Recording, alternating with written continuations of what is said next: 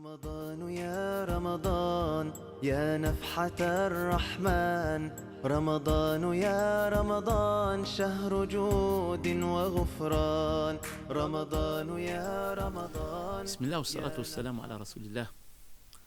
اليوم إن شاء الله je vais vous parler sur la miséricorde dans la fatwa. Parfois le savant ou le mufti il a besoin d'un argument, il a besoin d'un texte juridique et parfois il a besoin d'une miséricorde, d'une souplesse, d'une douceur. Certaines personnes, pendant le mois de Ramadan par exemple, ils font des erreurs. Et certaines personnes, ils les jugent avec des préjugés. Ton jeûne n'est pas accepté, tu as ça, il fallait faire ça, il fallait manger, Et donc, pendant le mois de Ramadan, le mufti et le médecin, il devient mufti.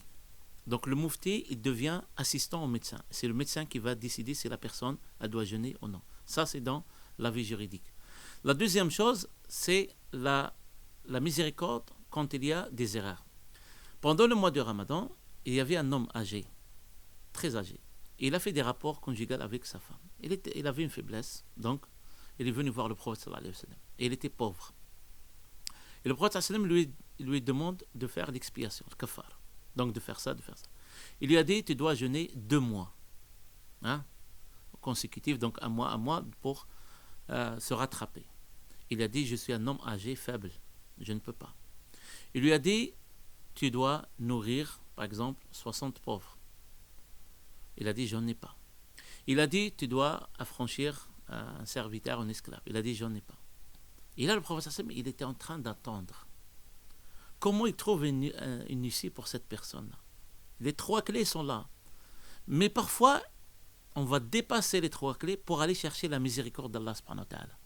Et là, il y a une personne, un compagnon, qui vient voir le prophète sallam et lui donne une corbeille de dattes. Et là, le prophète sallam, il a dit, tiens, fais sadaqa avec ça. Nourris les pauvres avec ça. Et là, la personne âgée lui dit au prophète sallallahu alayhi wa sallam, il n'y a pas plus pauvre que moi dans mon foyer.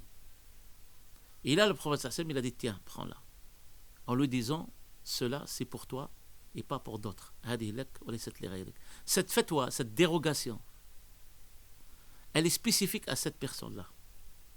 Et donc le prophète sallallahu alayhi wa sallam, il a laissé les 3 clés. Il lui a pas dit, débrouille-toi, tu as que ces 3 clés. Ou entre toi et Allah. Non, il lui a trouvé une certaine miséricorde dans la fatwa.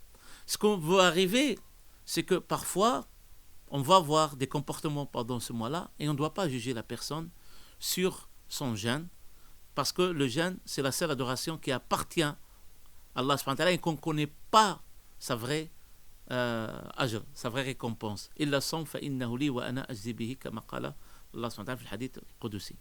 Et donc, être loin de certains préjugés, avoir certaines miséricordes, certaines douceurs, et demander toujours le pardon d'Allah subhanahu wa ta'ala et faire beaucoup de l'istighfar et de créer le lien. On n'est pas là pour la rupture des liens ou de la fraternité, et parfois à cause d'un certain comportement on relève le mois de Ramadan et on va citer le jeûne alors que ça n'a rien à voir. أقول قولي هذا واستغفر الله لي ولكم فاستغفروه إنه هو الغفور الرحيم والسلام عليكم ورحمة الله تعالى وبركاته. رمضان يا رمضان يا نفحة الرحمن رمضان يا رمضان شهر جود وغفران رمضان يا رمضان يا نفحة الرحمن.